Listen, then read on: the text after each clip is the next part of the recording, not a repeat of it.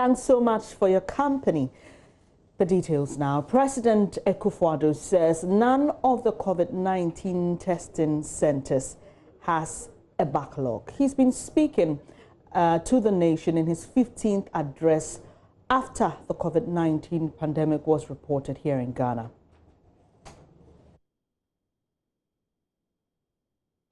As a result of reports I have recently received that some final year JHS students were going hungry in complying with COVID-19 protocols, I've just instructed the Minister for Gender, Children and Social Protection to begin preparations to ensure that as from 24th August up to 18th September, all 584,000 final year JHS students and 146,000 staff, both in public and private schools, be given one hot meal a day. This is to ensure full observance of the COVID-19 safety protocols.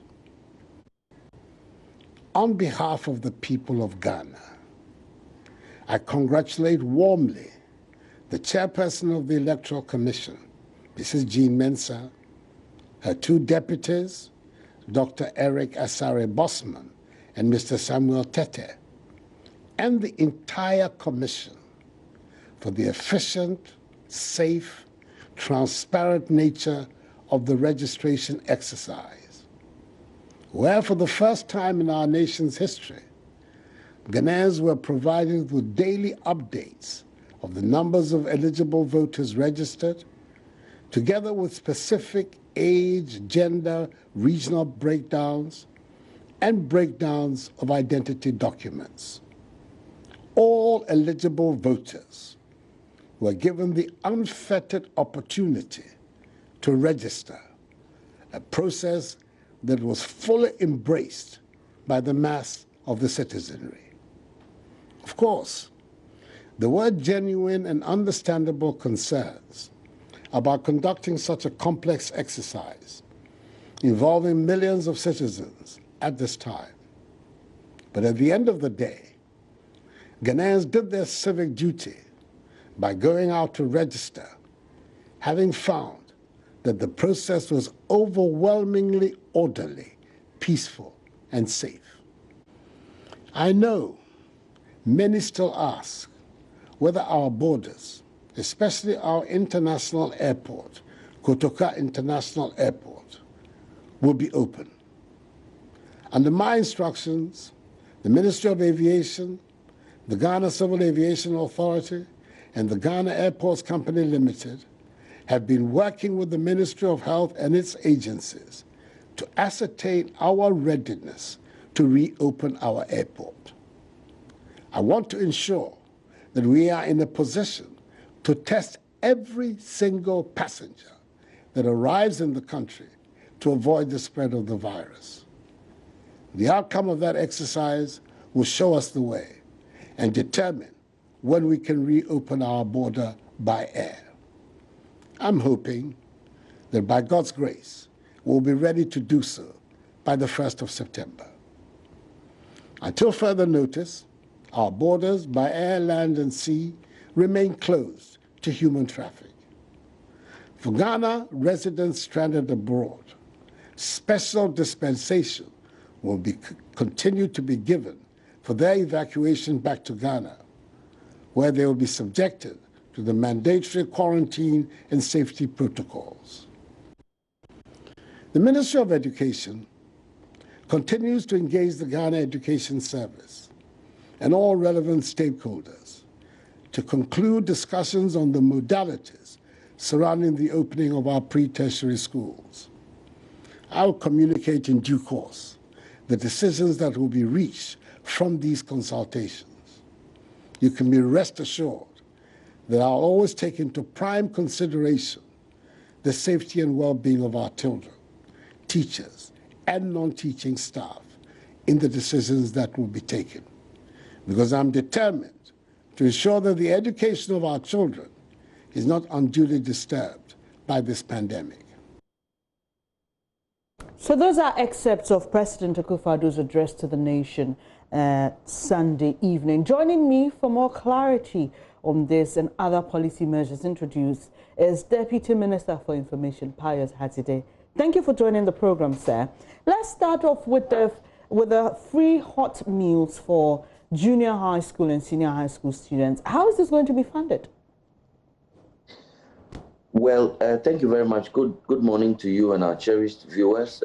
Please indulge me to, on behalf of the Honorable Minister of Information, express the ministry's greatest condolences to the multimedia group on the loss of our colleague, Saeed Ali Yaqub. We will do the needful. I'm informed that the Honorable Minister is making plans to visit with you and commiserate with you appropriately. Please do accept our condolences. Thank you. Now, on the issue that you raised, you are aware that in the presentation of the mid-year review and supplementary estimates, the minister responsible for finance has made some provisions for some emergency expenditure relative to COVID-19. His Excellency the President is of the view that it takes responsible and responsive governments to meet people at their times or the points of needs in times like this. And ours is a responsive and responsible government, and he intends to spare no cost to mitigate and ameliorate the sufferings of the people of Ghana. So from the national coffers, we shall make provisions for the provision of the hot meal for the over 500,000 students and the over 100 instructors who are involved with the basic education at this point. So you've shared with us where the money is likely going to come from, but do we know those who are going to cook the meals? We know that for the primary school levels, there's school feeding program ongoing. Are we now going to look for caterers to cater for the junior high and senior high school levels, or you're thinking of extending the contract of the persons who feed the basic school level, that's a primary level, to include the junior high and senior high school levels? Well, like His Excellency said yesterday, the instructions have gone to the ministry responsible for children and children protection and gender, and she will make this determination. Coincidentally, that ministry also coordinates the school feeding program. Exactly. And so I'm sure that they are better placed to speak directly to what will happen. I will not be surprised that the persons and contractors providing services under school feeding may be roped in to assist, but I cannot speak to that. As a matter of fact, this is a matter that the relevant ministry, the gender ministry, will be better placed to react to. Fair enough. Let's come to the issue of our statistics and performance with regards to fighting COVID-19. We understand we're doing quite well and our numbers are dropping significantly, but many argue and believe this is because we have stopped the rigorous contact tracing that we used to do, and what you may want to call in our situation, mass testing. No, not entirely true. In fact, having tested at the last count some over 400,000, in fact, 427, 427,121 tests. But that's cumulative, isn't it? That's cumulative. Yes. So have we? So over time, have the tests per day increased or decreased? Well, we can refer to the map. It's a cumulative discussion that I'm having at this moment. I do know that the testing is a function of the contact tracing, and also that the contact tracing is a function of infestations. So if I get a virus, a circumference is drawn around me and tests are conducted. So the number of infestations that you have will have a necessary implication on contact tracing and, for that matter, the number of tests. So it can be quite undulating, if you may. But cumulatively, we have tested some over 400,000, which puts Ghana in the bracket of countries that have tested per capita the most. And so we are not doing too badly as far as testing is concerned. And we also have ramped up on even our testing facilities. You know that when we began, there was just about 2 centers that could do PCR COVID-19 testing. We have ramped that up to beyond 7 and towards 9. And so we have continued to ramp up on our testing capacities. And so it may not be entirely true that we are testing less. In fact, the last time I checked, all of our testing facilities are fully operational. Yes, there was a small breach at a certain point, but the last brief I got was that all the testing facilities were performing at optimum. And that's why we are able to clear all the backlog, and we can now test in real time and give the results in approximately less than 48 hours. According to the president, the Civil Aviation Authority and the Aviation Minister are yet to meet to finalize preparation for opening our borders, hopefully by the 1st of September. But we've seen in other countries, New Zealand, classic example, where they went about 100 days without reporting any single case, and then out of nowhere they record 14 cases. 1st September is about 2 weeks away. Looking at our situation and the fact that even across the world, in places where there were no COVID-19 records at all, they've begun to see spikes. The president admitted that himself. Would you say that you would want to give it some more time as a government? The president used the word hopefully advisedly, but we understand that you're keen on opening on the 1st of September. Well, you're right about being careful. His Excellency the President hinted on that yesterday, and he made the point that he was only optimistic that we can do this by the 1st of September. But let me assure you that even before his public announcement yesterday, the President had already instructed the relevant stakeholders, the Ministry of Health, the Ghana Health Services, the Ghana Civil Aviation Authority, the Ghana Airport Company, to interrogate the matter and to even simulate the scenario. We are guided by the numbers that arrive and depart our international airport on a daily basis.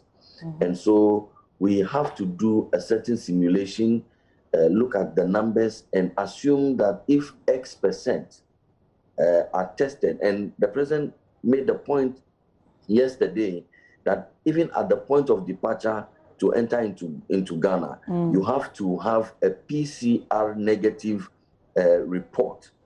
But we are looking at even testing you again at the point of arrival. And that if at that point the determination is made that an X% of the number test positive, let's say 10% of the total numbers, if we assume that 7,000 persons use the airport on a weekly basis, and on a monthly basis, that is 7,000 times 4. You make the determination that, okay, 10% of that number may end up testing negative. You have to then do the calculation and make the determination that do we have the capacity to be able to manage that situation? And that kind of simulation is what the President is looking forward, so that the results of the simulation can provide evidence that we are properly prepared to be able to take this. So it is calculated risk. We are not eliminating the risk entirely, but we are limiting the risk. So it is calculated risk that His Excellency the President is considering. But we have to open up at a certain point. But under what conditions? It is the conditions that are under consideration at this point. Mr. Hatide, we know the number of people who come into the country on the average. That's statistics known to the Civil Aviation Authority and the Immigration Service. So do we need a simulation exercise to determine the numbers involved and whether we have the capacity to be testing such numbers? What exactly is involved in this simulation? Yes, we know the numbers that are involved, but we need to know if we can deal with the possible, and I said we have to work with a number. For instance, you can check, it may be the background, the benchmark, maybe that, okay, out of the persons who have come under mandatory quarantine, how many have ended up testing positive? So you can use that number and come to a rough estimate as to the number of possible positive cases, even though they may come in with a negative test.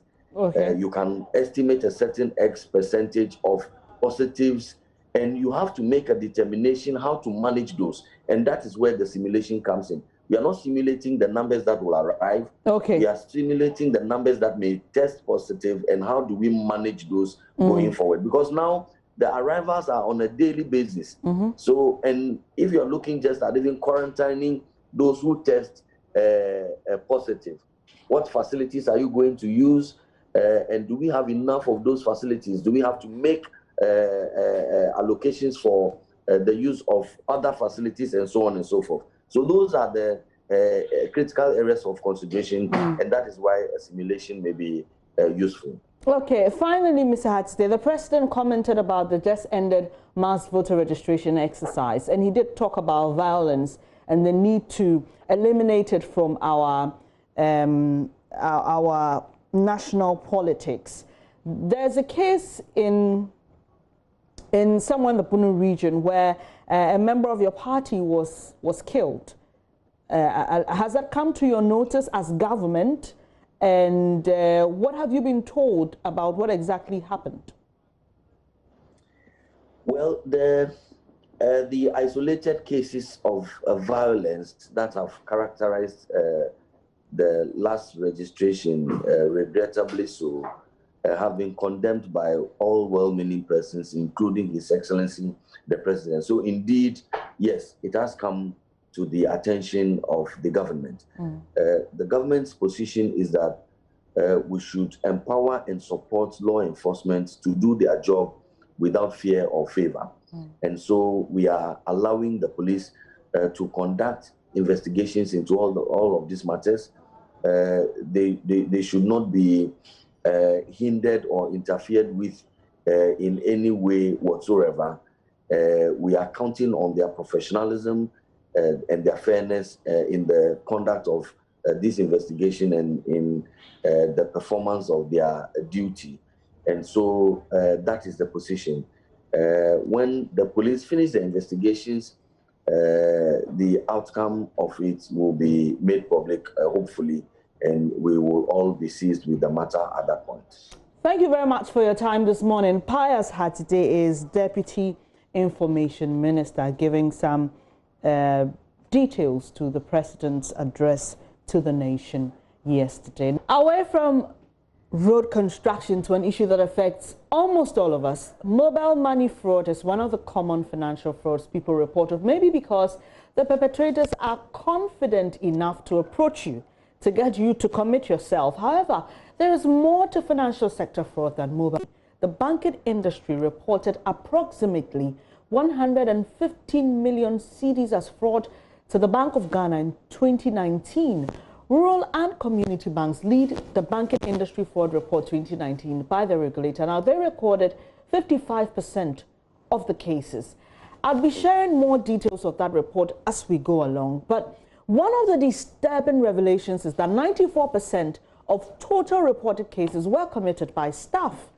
Banking consultant Nana Otue Champong joins me on the show. Good morning, sir. Thank you for joining us. Now, over the past 3 years, the banking sector has had major challenges, with critics arguing that it could have a negative impact, especially on customer confidence. Do you see this revelation doing the same? Yes, anything that dents the confidence is something that is taken seriously by both the regulator and industry watchers. And so this report, although if you put within perspective, it's relatively small, because if there are 150 million bank accounts and then we encounter 2,295 cases, then you will say that it's not a big sample. However, when it comes to something which has gone wrong, then even one is one too many. So for that matter, this 2,295 is a big chunk. And any one of them goes to affect the confidence that the customers have in leaving their monies in the care of the banks. So I think it's something that we need to look at very seriously. Now, we are being told that this is largely being perpetrated by staff of the banks. Should there be a streamlining of persons employed into financial institutions? Well, that I know is already in place. But as you rightly pointed out, the biggest of the infraction is in what we call savings or deposit suppression, where people like mobile bankers that go around collecting money from people to be put in their accounts, they suppress. And that one, as you can see, over the year has really increased by 43% from a figure of 1,239 to 1,774. So it's an old age problem that needs to be arrested. But that incident also happens mainly in the non-universal banking sector, i.e. the rural banks, because they are the ones who have these mobile bankers going around.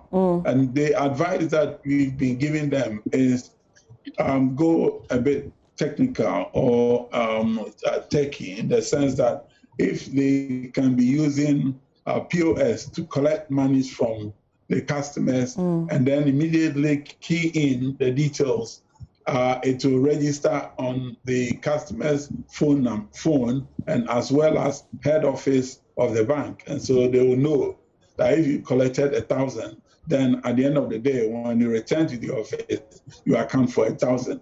My inquiries suggested that some of the customers are not in favor of that because they don't want their partners to know what is in their bank account, which I thought was a little bit silly to say that because of that, you don't want, your cash suppression problem to be arrested. But generally, this is where the problem is. And for the rural banks, the training they give must be re-emphasized, coaching the people that go out and so on. And there should be some incentive to shy them away from this infraction, which seems to be increasing rather than decreasing.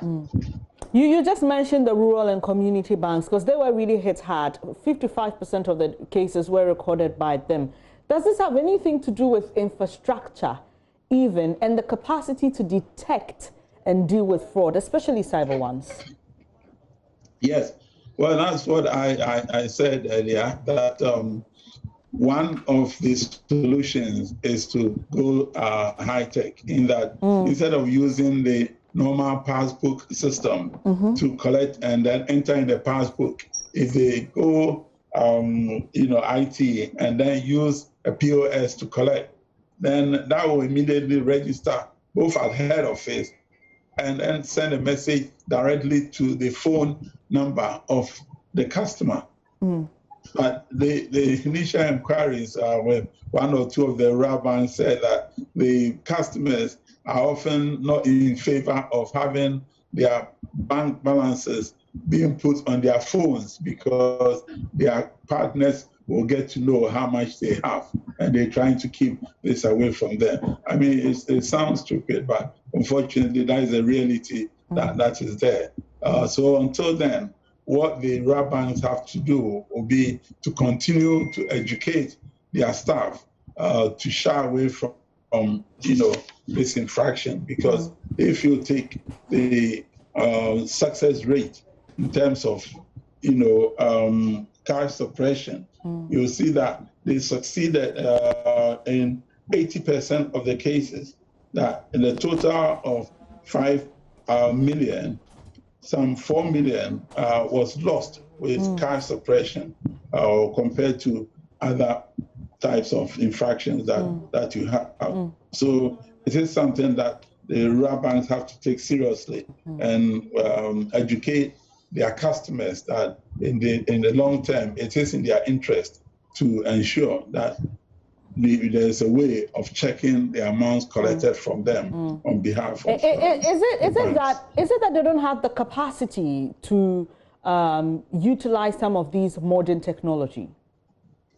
They do have the capacity, and some of them have already embarked on that. I know at least 3 or 4 rural banks that have been doing it, but admittedly, there are some who are also lagging behind, and they have to be brought up to speed to be able to, employ the technology. Yes. And I understand that some of these banks and financial institutions try to handle these matters internally. Should that be the way to go, especially since this is fraud and a crime as well? Yes.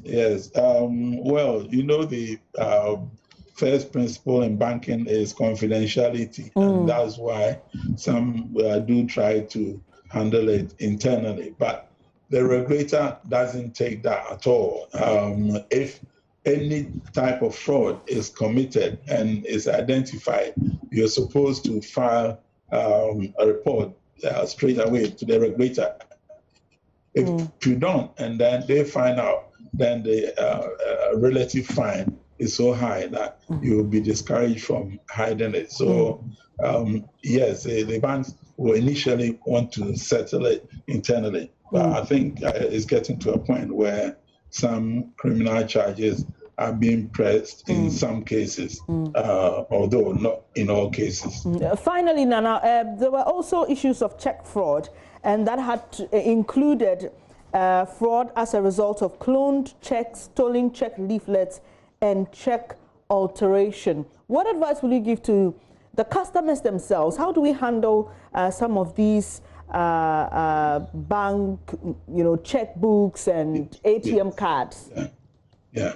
Well, clone checks is something that has recently visited the banking sector, and the advice that we've been giving to customers is to ensure that the checkbook you have is a value item, and a value item is as good as physical cash. So if you have a checkbook, effectively you have an open account where all your money is in that checkbook. So if you don't take care of the checkbook and somebody is able to clone it, then it means they have taken cash, physical cash from you. So that's the advice that is often given, and that people should keep their checkbooks under safe and lock as they will keep their physical cash. That's one way of stopping the clone checks. The other is also on the bank side. They make sure that when they receive a suspicious transaction, they do call the customer to confirm that this is indeed they are the one that have signed that check. That some customers get upset when the banks call them to confirm a check that they have written, not realizing that it is in their interest for that to be done. So both the banks and the customers need education in that field, but we should see checks as value books. Thank you very much. Nana Champong is a banking consultant, and we've been speaking about the recent Bank of Ghana report on 2019 fraud cases reported in the financial sector. We understand that 94% of these are perpetrated by staff. And welcome to Business with me, Charles Aite. Now, the Secretary General of the African Continental Free Trade Agreement, Wamkele Mene, has presented his credentials to the Foreign Affairs Ministry. This formally gives him the purview to begin operations here in the Secretariat of the African Continental Free Trade Agreement area. His presentation precedes the official handing over ceremony of the office complex of the African Continental Free Trade by President Akufo-Addo to officials of the African Union. Let's now listen to Wamkele Mene, after which we hear from the Foreign Affairs Minister, Shirley Ayoko-Botry. It's a pleasure to finally be able to be here. I think that the fact that Ghana has been awarded by the Assembly of Heads of States the right to host the one of the main flagship projects of the African Union, which is the AfCFTA Secretariat, speaks volumes about this country, the history of Pan-Africanism that would be incomplete without Ghana in the vanguard. And so it is an absolute honor for me to be the first Secretary General in Accra, in Ghana, consistent with that spirit of Pan-Africanism. I believe this is probably the most important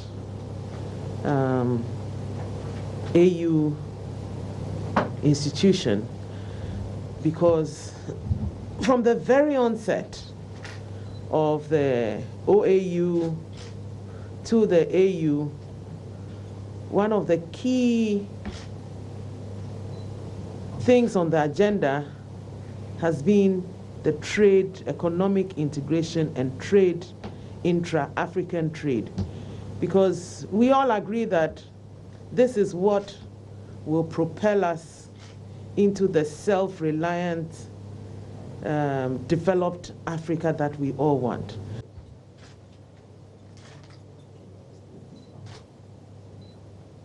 Thank you very much. Now, as Ghana and the rest of Africa gear up for the Continental Free Trade Agreement in 2021, leaders have been urged to prioritize two key issues. The first being implementation policies and reforms that will make the continent attractive to investors, and the second dealing with the high cost of lending impeding growth of SMEs. There is more in this report.